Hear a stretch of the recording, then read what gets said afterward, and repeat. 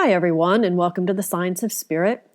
Today I have another Bashar transmission for you. And this is taken from a couple of different audience questions. And the first one is about waves, particles, and a little bit kind of about quantum entanglement and what's really going on there versus what the scientists today believe it to be. And the second question was regarding the Akashic Records and how we have kind of a skewed view of what that really is. So I hope you find it interesting because I had not heard either of these addressed before in any of his transmissions. Okay, so this first question is kind of about the leading edge and particles, waves, that sort of thing. Okay, question. I've often heard you talk about the leading edge. What are you referring to? Answer. From our perspective, the idea of the leading edge is that there is an aspect to the entire collective consciousness of your planet. And it is like a wave, an expanding wave of consciousness. But it is also based partly in non-physical, but in physical reality.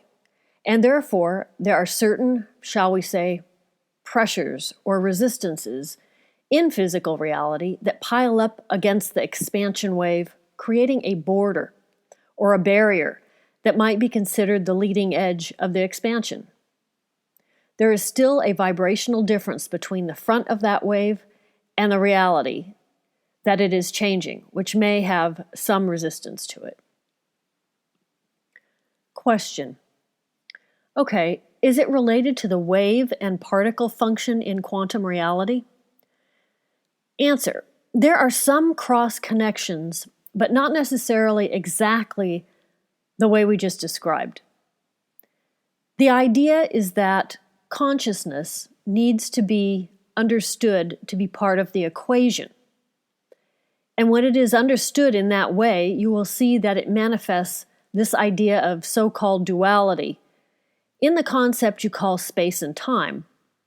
And in manifesting that duality, you will always have both expressions of energy and matter, wave and particle, as you say, that will allow you the opportunity, that you sit squarely between them as a conscious entity generating them, both, so that you have the opportunity to understand your reality as being far more fluid and flexible than you otherwise might have been taught to see.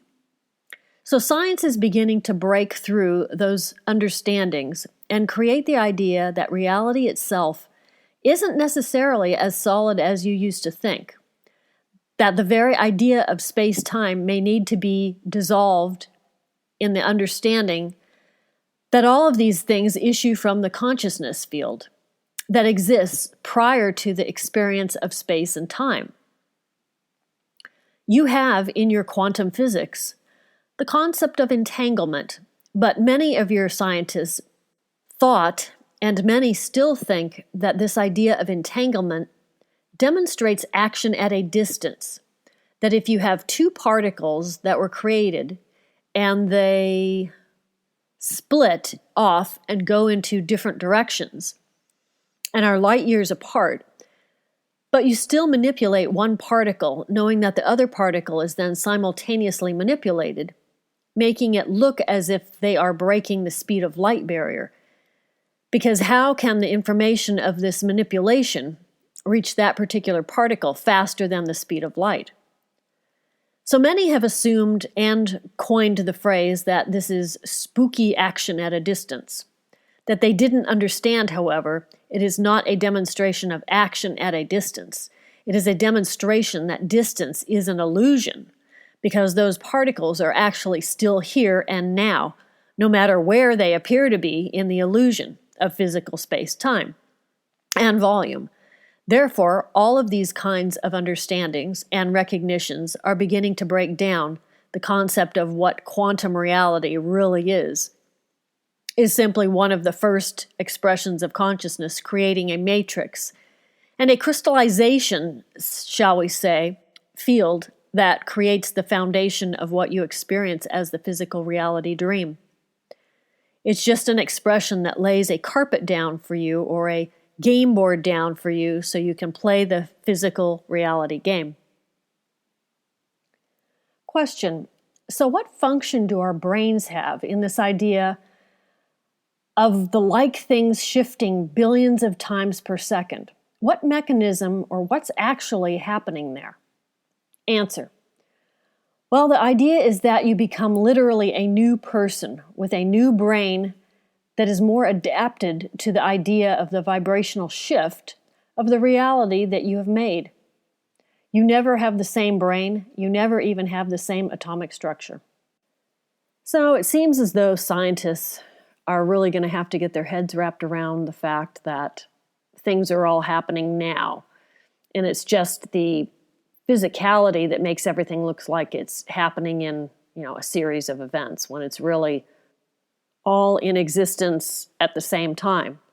So it's a matter of vibrating into a new area of space, and space seems to have the location variable that changes the vibration of a thing in space. So if they can kind of get into that whole idea, they might be able to do some pretty interesting things.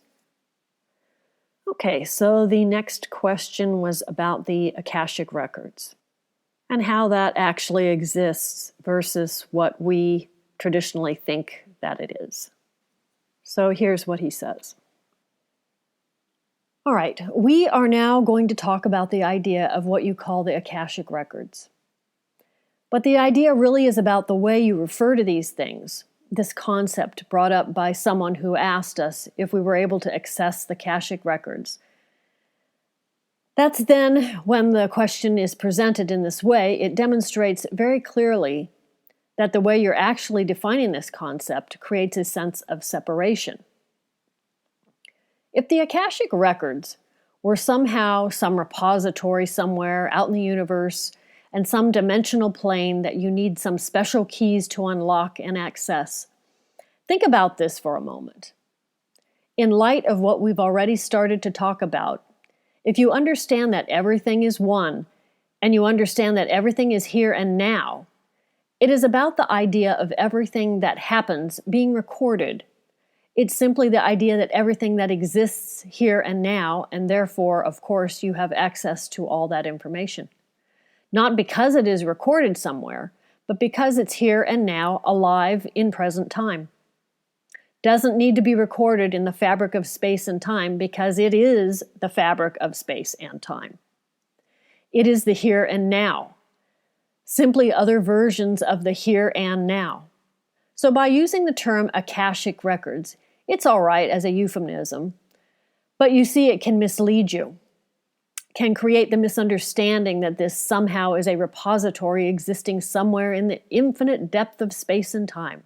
How do you find it and how do we access it? You're looking out there for it. You're looking up there for it. You're looking down there for it. You're thinking of something that is recorded after the fact, as might happen in your technology, or something is happening and you're using your camera and tape to record something, and then you can play it back after the fact. Of course, we know that that is an illusion too, because everything is happening here and now. But you can create that linear illusion, that linear perspective, and it's actually happening after the fact, that there's a cause and effect which there isn't. But you can create the experience of the cause and the effect for your own processing purposes, for your own satisfaction, for your own, shall we say, ability to appreciate creation in a unique way, can create that cause and effect, but it doesn't really exist. You're making those connections between things that appeared to be separate, but are simply different, coexisting, simultaneous existing experiences that both exist at the same time. One did not cause the other, but you can make it seem as if one thing caused another. That's why we often say it's not about the end or the means to an end, because the means and the end are one thing. But you can create them to appear to be two. You can create it to seem like this means leads to this end. The means and the end both coexist at the same time. But if you make a connection between them, you can create that experience for your own gratification, but that's just a unique experience of things that exist simultaneously. And the thing that's new, even though everything already exists as a structure, as a framework, the thing in a sense that is new is your experience of it, your perspective of it. And that experience is the new thing, and that experience is what adds from your unique perspective to the experience that all that is having of itself in the here and now. So even though the framework exists, and in a sense it doesn't change, the experience of the framework does. And that's what we mean when we say everything changes. It isn't that the framework changes. It isn't that the realities change. All of that is laid out. All of that structure already exists and always will. That's the fundamental structure of the nature of existence.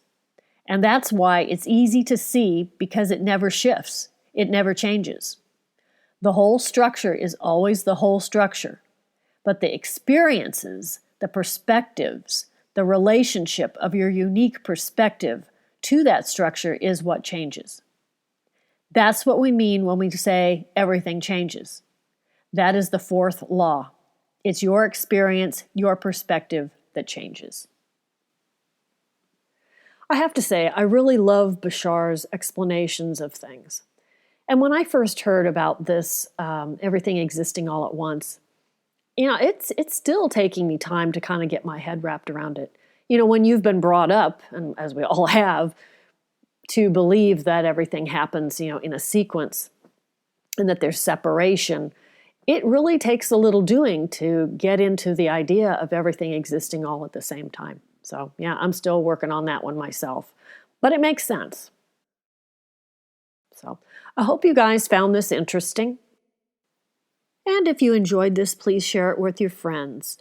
This podcast is on YouTube, Breaker, Google Podcasts, Overcast, Pocket Casts, Radio Public, and Spotify. Thank you for listening.